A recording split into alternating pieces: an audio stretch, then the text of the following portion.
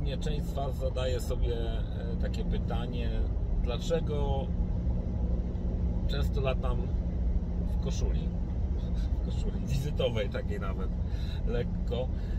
Słuchajcie, przyczyna jest prosta. W takiej koszuli mogę sobie postawić, tak jak teraz, kołnierzyk i nie pali mi karku. Kabina szybowca nie ma zabezpieczenia UV, ta część przezroczysta, więc te premiowanie tam bezpośrednio wnika do wnętrza i potrafi nieźle przypalić, zwłaszcza jak jest dużo słońca, mało chmur. No i dlatego właśnie te koszule. Dzisiaj będzie dużo chmurek, dzisiaj będzie fajne latanie. Dzisiaj będzie chyba najlepszy dzień, w jakim ja latałem w tym roku. Nie wiem, czy tak się w praktyce też okaże, ale plan jest ambitny, no w okolicach 700 km.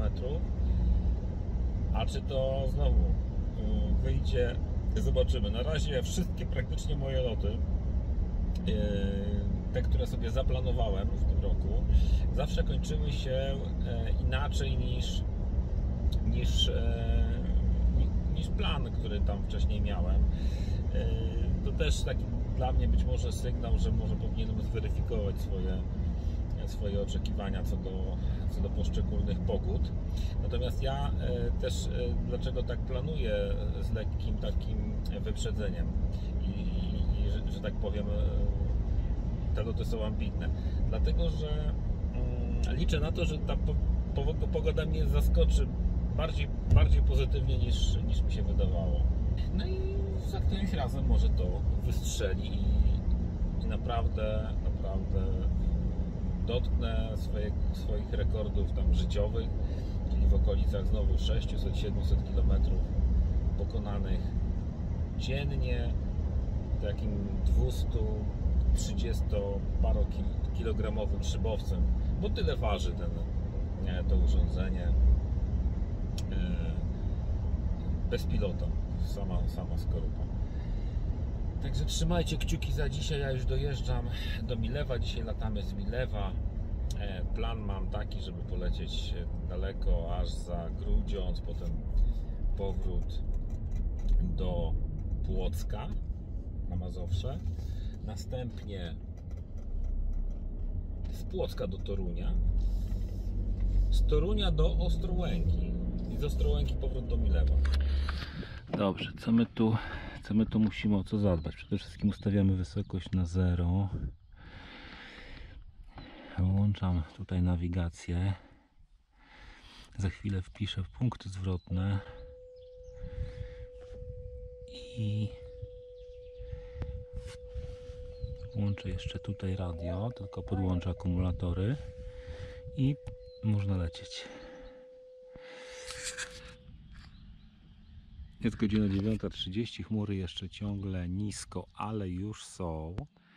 Nisko przynajmniej u nas nad lotniskiem, ale tak jak patrzę po horyzoncie, to one tam już gdzieś są trochę wyżej, więc co, czekamy na pilota.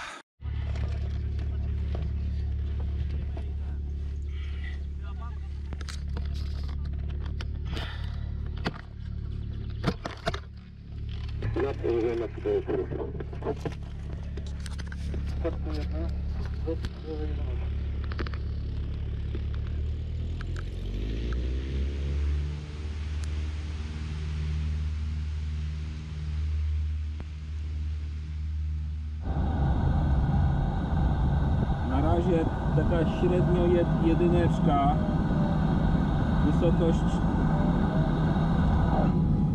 wysokość 600 metrów. No i próbujemy się zabrać z nad Milewa. Trasa długa, ponad 700, taką wyłożyłem. Chmury są obiecujące, ale ten komin na razie nie jest jakiś taki niesamowicie jaki. Chyba te podstawy też jeszcze w okolicach 1000 metrów. Godzina jest za 10:11. Także jeszcze chwilę, jeszcze troszeczkę potrzebują te chmurki, żeby się podnieść. A jak się podniosą, to będzie już można kontynuować lot, teraz się wykręcam i lecimy, panie.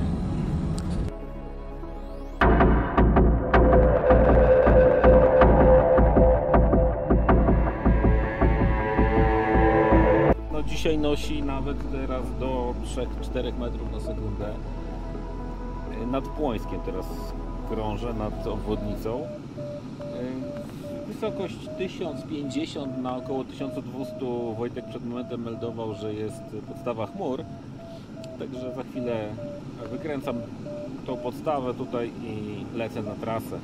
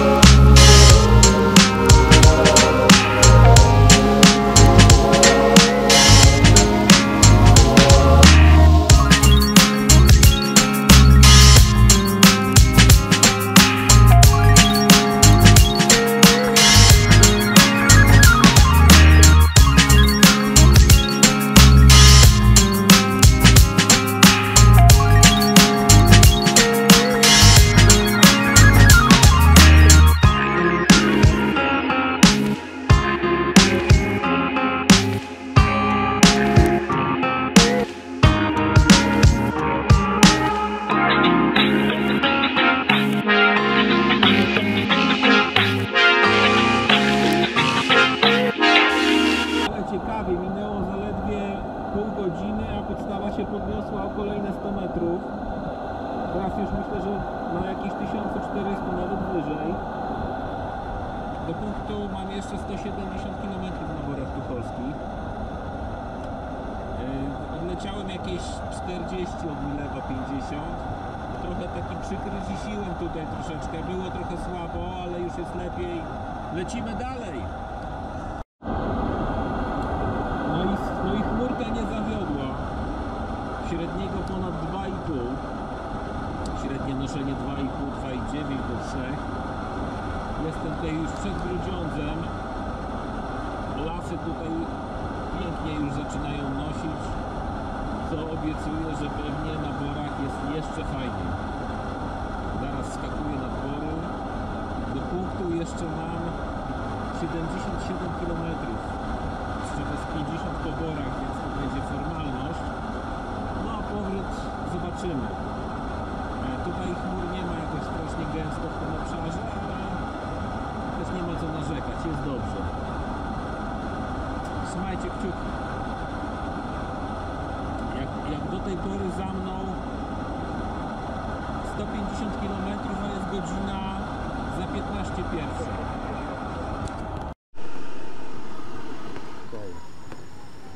Dobrze, jak wygląda, słuchajcie, taki kurs szybowcowy, jak się wyszkolić na szybowce?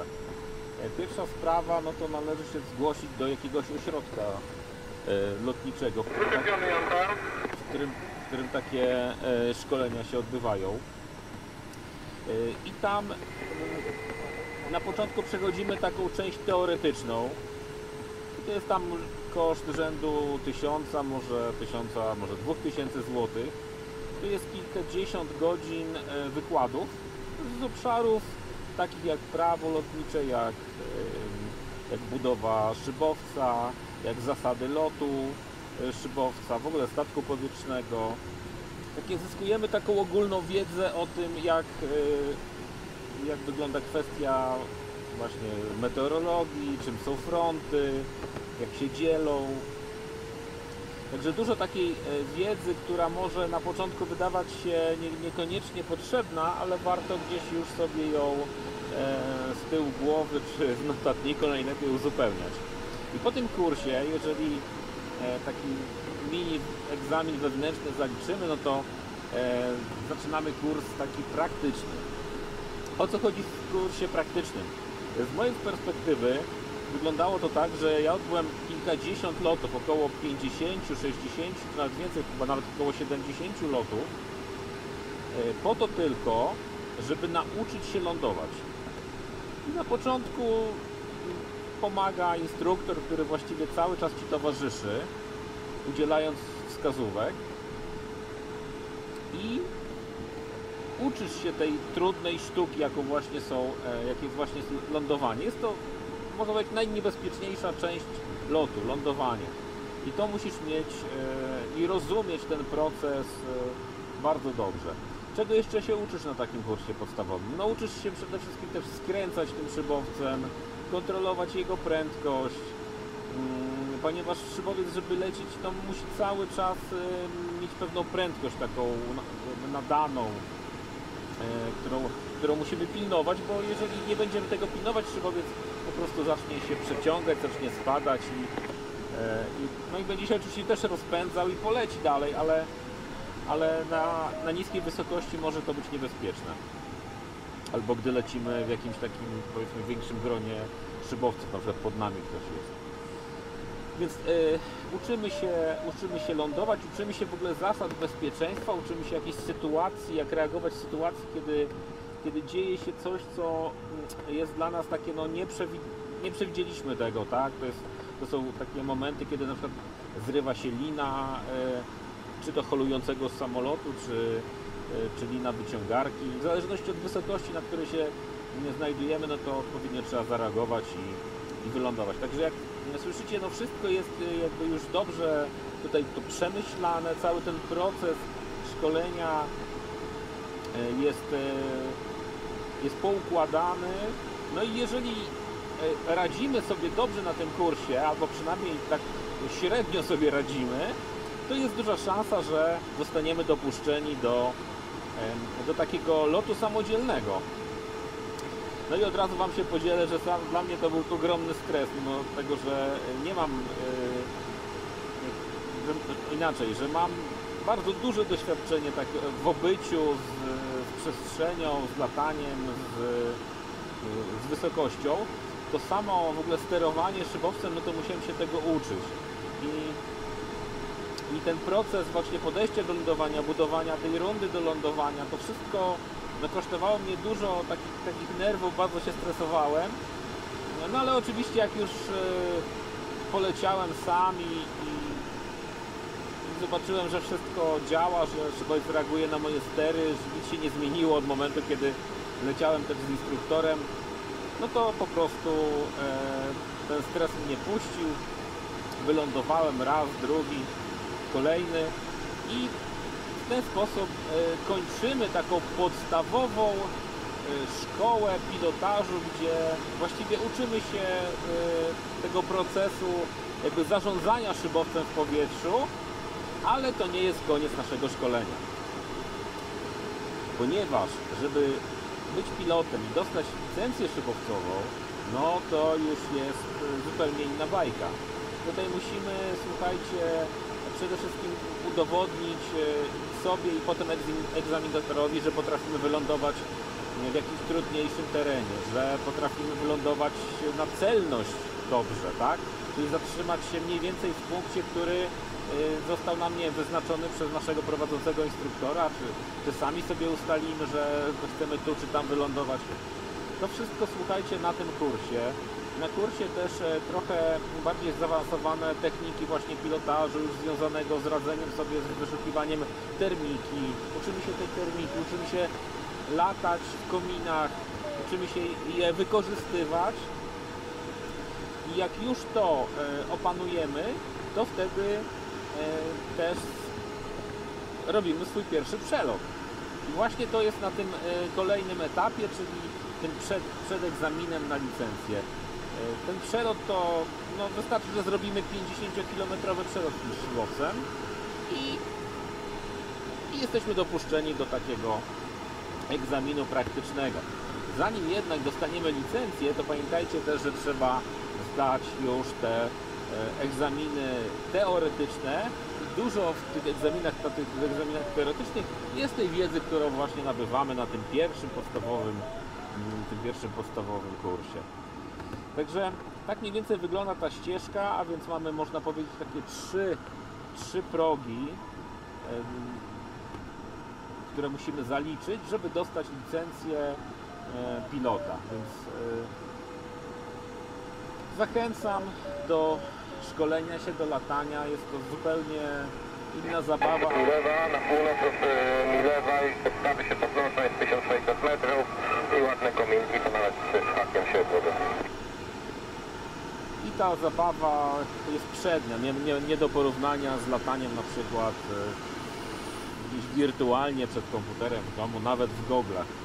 To tutaj czujemy na swoim ciele każdy podmuch, czujemy te kominy, czujemy jak czasami, jak są bardzo silne, to aż nas ciągnie do góry i niewidzialna siła. To jest niesamowite uczucie, któremu zawsze towarzyszy właśnie taki komin. No, wspaniała sprawa. Także tak wygląda rozwój szybownika. No a później, jak już zdobędziemy licencję, no to mamy kolejne takie, bym powiedział, odznaki szybowcowe, które świadczą o zaawansowaniu naszym, czyli możemy latać 300 i 500 i 600 i 700 i 750 km i robić także przewyższenia po 1500 i 5000 metrów. To wszystko to są kolejne stopnie rozwoju i no już jeżeli mamy tę licencję, to sobie latamy. Dobrze, jestem już pod Grudziądzem. 1/5, 1/6 trasy za mną. Za chwilę kręcę tutaj pod tą chmurkę i skaczę na Bory Tucholskie. Wisła przeskoczona. Tu widać dzisiaj kąty, lotnisko. Wysokość 1300, wjeżdżam pod kolejnego Cumulusa i lecę dalej. Ok, jestem już na Borach. Wysokość na razie 1100. No tutaj się nie zapuszczałem jeszcze. Do punktu mam 43 km, żeby zawrócić z Borów. To jest gdzieś w tamtym kierunku. Teraz lecę pod takim szlaczkiem, pewnie za chwilę coś podkręcę i będę robił ostatni punkt. Najdalszy. Ponad 200 km od Milewa oddalone. I zawracam. Jak na razie komin dnia, ale zanim go znalazłem, no to tak się napociłem. Wygrzebałem się z jakichś 600 metrów, czyli tutaj jest no jakiś teren, powiedzmy, jest na tych 200 metrach. Na 500 metrów miałem już tak na granicy. No jestem 200 km linii prostej od lotniska, więc to jest chyba ze 300 pewnie ziemią. Więc bym zafundował komuś tutaj niezłą wyprawę, jakbym tutaj gdzieś wylądował. Na szczęście nie wylądowałem. Na razie 1200.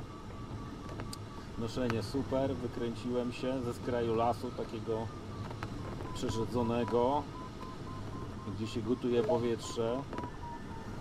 No i zadziałało, ale no tu jest ten teren, z którego się wykręcam. Ten taki przerzedzony, to gdzieś stamtąd się oderwało.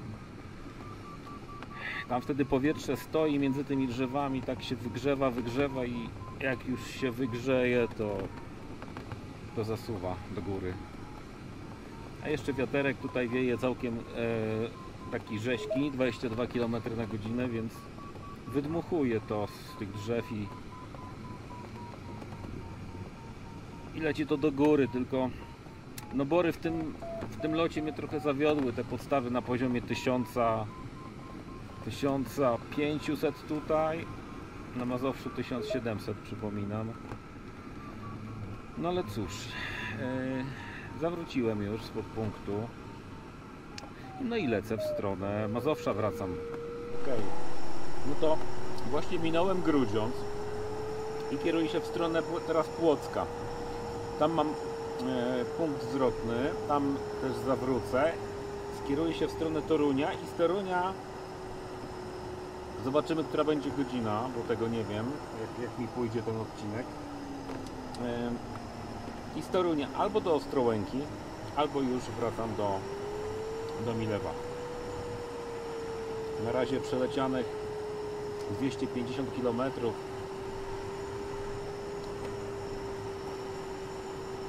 Wysokość 1550. No tak, druga część trasy już nie była taka szybka jak pierwsza, także prędkość mi spadła chyba nawet teraz poniżej 80. No te chmury nie są takie oczywiste, nie noszą na całej swojej podstawie, tylko gdzieś w jakimś fragmencie. Trzeba odnaleźć to miejsce, gdzie nosi. Robię co mogę, ale nie jestem w stanie zrobić wszystkiego. Więc teraz do Płocka, potem spróbuję jeszcze ten Toruń i chyba z tą Ostrołęką się pożegnam, no bo nie dam rady. Dzień mi się skończy.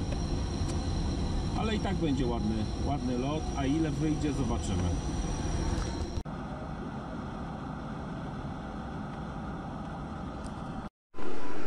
No i zabraliśmy się tu z Maćkiem gdzieś z 500 metrów. Jak to mówią, pod kumulusem ostatniej szansy. Minąłem chyba ze 3 czy 4 kumulusy, zanim na niego trafiliśmy. Taki, który nosi. Jest jakaś antyfaza, teraz jest godzina 14, to jest taka godzina kryzysu termicznego i faktycznie znaleźliśmy się w kryzysie. No ale teraz 2,5 do góry.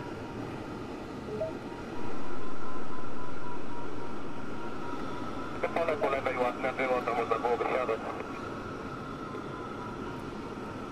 Nie wiem, ja tu nie widzę żadnego dobrego pola. Mam takie zielono-białe, żółte.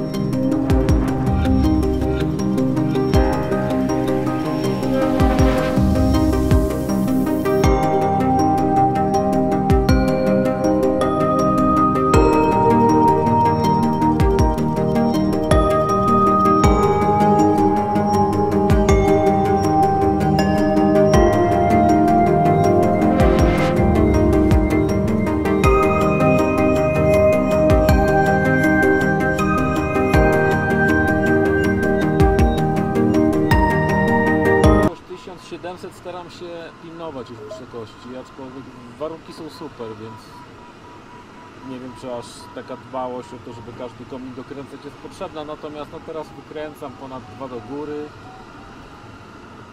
1700. Podstawy teraz na około 2000 podniosło się dosyć znacznie. No i ja po Płocku będę jeszcze atakował Toruń. Zobaczymy, czy to się uda. Znaczy przez Wisłę w okolicach Płocka i mam nadzieję, że za Wisłą też będzie tak fajnie jak tutaj. Jeszcze przede mną kawał trasy. Na razie przeleciałem jakieś 340 km. Jeszcze z powrotem spróbuję w stronę Torunia polecieć ile się da i będę wracał do Milewa. Średniego 3. Zaraz będę skakał przez Wisłę tutaj, w okolicach Płocka i spróbuję sprawdzić, co się dzieje na lasach za Wisłą. Wysokość 1750. kręcimy podstawę i lecimy bardzo Wisłą.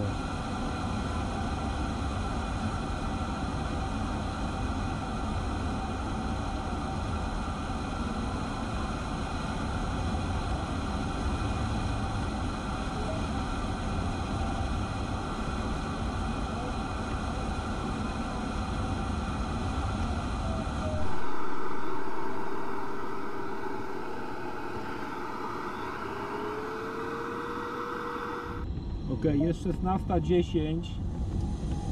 Do Torunia mi zostało jakieś 70 parę kilometrów. Także nie widzę tego. Milewo Radio, to jest jeszcze drugi holownik oprócz cudownego Pawła. Więc za chwilę będę zawracał już w stronę Milewa i tam Chciałem wylądować wcześniej przy Bozie. będę lądował w okolicach, lecę do Milewa i tam jeszcze może sobie trochę polatam, ale dla bezpieczeństwa wracamy. Koniec dzisiaj podróży. Dowijam ten komin do końca i wracam.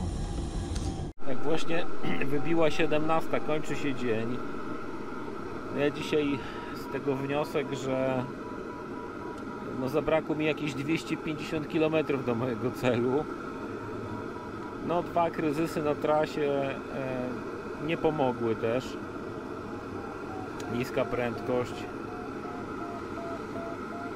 No i warunki były bardziej optymistycznie niż zapowiadano. To co należało zrobić to na pewno zalać wodę. Bo mój szybowiec bierze wodę i dzięki temu po prostu jest szybszy wtedy. Ale i tak udany dzień. Pomału kręcę już ostatni komin średniego noszenia, prawie 2 metry na sekundę, a to już godzina 17. 6 godzina w powietrzu. Już zjadłem wszystko prawie co miałem zjeść, co wziąłem ze sobą. Zostało mi trochę wody i kilka orzeszków. No ale myślę, że za pół godziny już będę na ziemi, także będziemy lądować. Dzień udany. DG100 Sierra Zulu do Milevo Radio, 5 kilometr. Możesz lądować, lądujemy po sobie, pamiętaj, żeby skierować statek.